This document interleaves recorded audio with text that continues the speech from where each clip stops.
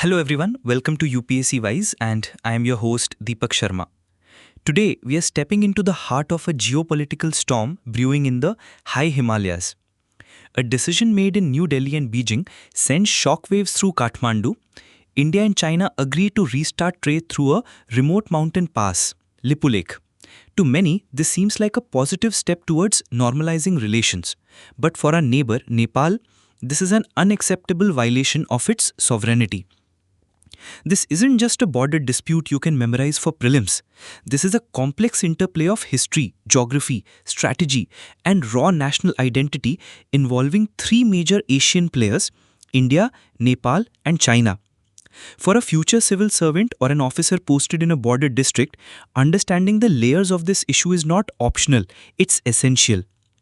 So let's decode the Lipulekh Pass controversy and understand why Nepal is raising a red flag against India-China trade via this crucial route. To understand the conflict, we first need to understand the terrain. We are talking about the Kalapani region. This isn't flat, easily demarcated land. This is the roof of the world. Kalapani itself lies at an elevation of 3,600 meters. The Lipulekh Pass, the center of the trade controversy, is a high mountain pass at a staggering 5,115 meters or nearly 17,000 feet.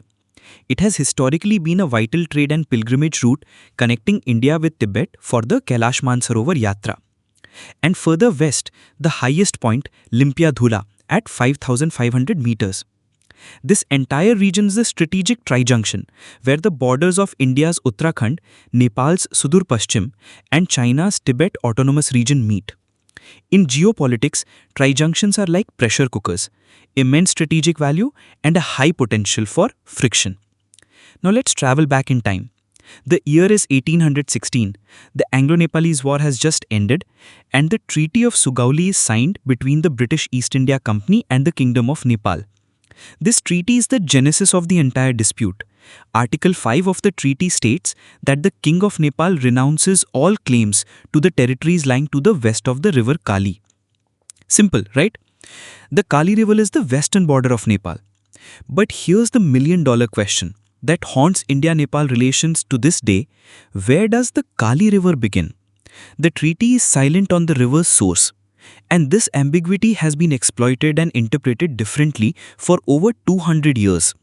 Nepal's claim hai, Nepal argues that the true source of the Kali River is at Limpiadhura, its westernmost point. They present historical maps and documents showing that the river originating from Limpiadhura is the main Kali River. If you accept this, then the entire territory east of this river, including Kalapani and Lipulekh, belongs to Nepal. India, on the other hand, asserts that the Kali River originates from a much smaller stream and springs near the Kalapani village, well below the Lipulekh Pass. This interpretation places the entire disputed territory squarely within India. India also presents its own set of historical evidence, including revenue records from the 1830s showing administrative control over the area. This is a classic case of cartographic conflict, where both sides have historical maps to back their claims. For your means answer, mentioning the ambiguity of the Sugauli Treaty is the critical starting point. The dispute remained largely dormant until a pivotal moment in Indian history, the 1962 war with China. For strategic reasons, Indian troops occupied positions in the Kalapani area. The elevation provided a crucial vantage point to monitor Chinese movements. At the time, Nepal's King Mahendra chose not to protest, likely not wanting to be seen as siding with China against India. While Indian troops withdrew from other northern posts in Nepal by 1969, they remained in Kalapani. For India, this is not just about history, it's about national security. The Lipulekh Pass is one of the shortest and most feasible routes between India and Tibet. Controlling the heights of the Kalapani region gives India a significant strategic advantage, an observation post that keeps an eye on Chinese activities.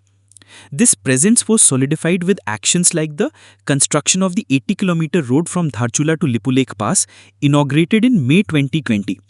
While it serves the noble purpose of shortening the Kailash Mansarovar Yatra, its strategic importance cannot be understated. Now let's switch gears.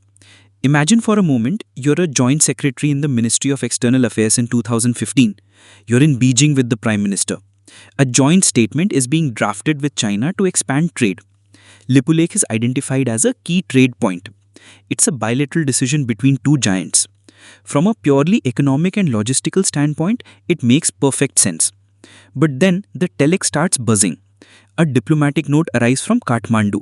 They are furious. They say, "You have made an agreement about our territory without consulting us." The issue is internationalized. Now let's fast forward to today.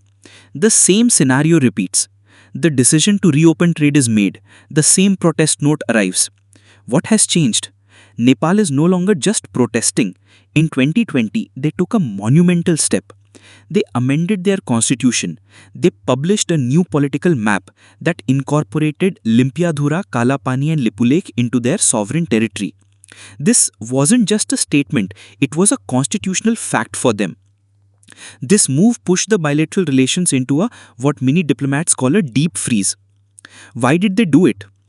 For Nepal, this issue is a potent symbol of national sovereignty and frankly a rallying cry against what they perceive as a big brother attitude from India. The sentiment in Nepal is that a small nation's concerns are being ignored by its two giant neighbors. The issue resonates deeply with the Nepalese people. It has become a matter of Sagarmatha's pride, Mount Everest's pride.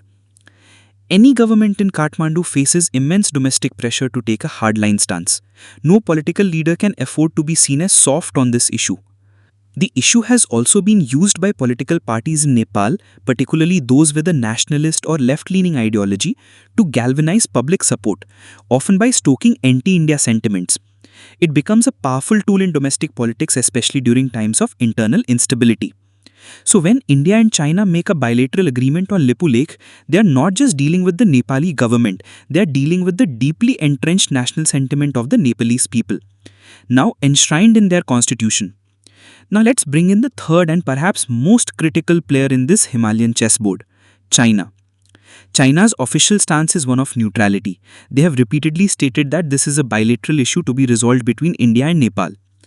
However, China's actions tell a more complicated story. By repeatedly signing bilateral trade agreements with India that involve Lipulekh, China effectively sidelines Nepal's claim even if unintentionally. Why? First, commercial interests. For China, Lipulekh is a gateway to the vast Indian market. It offers crucial connectivity for trade and investment. Think about the extension of the Qinghai-Tibet Railway towards Nepal's border. China is relentlessly pushing for enhanced connectivity. Then there is strategic leverage. Some analysts argue that China uses its position to keep both India and Nepal off balance. By engaging with India on Lipulekh, it signals a willingness to normalize ties.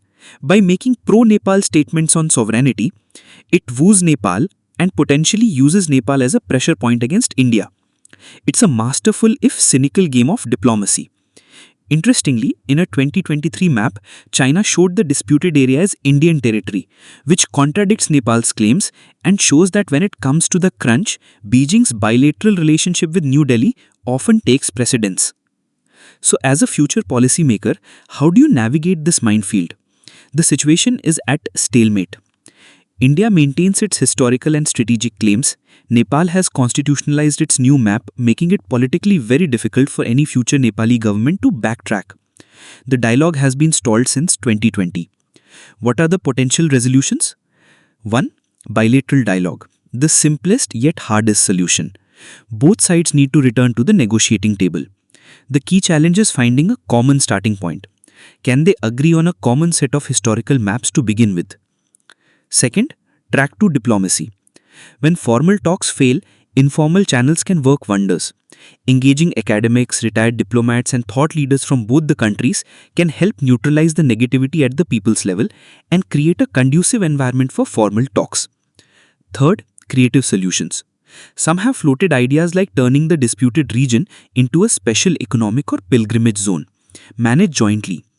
While politically difficult, such out-of-the-box thinking is what is needed. The Lipulekh controversy is a microcosm of the challenges India faces in its neighborhood. It teaches us that international relations are not just about power dynamics between big nations.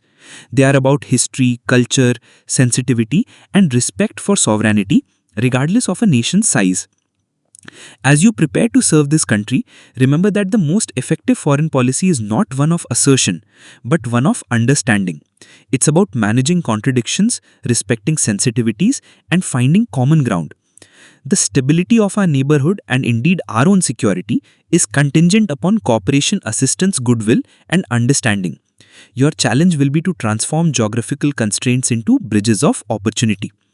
That's all for today's video. If you found this video useful for your preparation, then share your thoughts in the comments. The PDF notes for this video are on my Telegram channel. Link is in the description. Thank you for joining me. Jai Hind.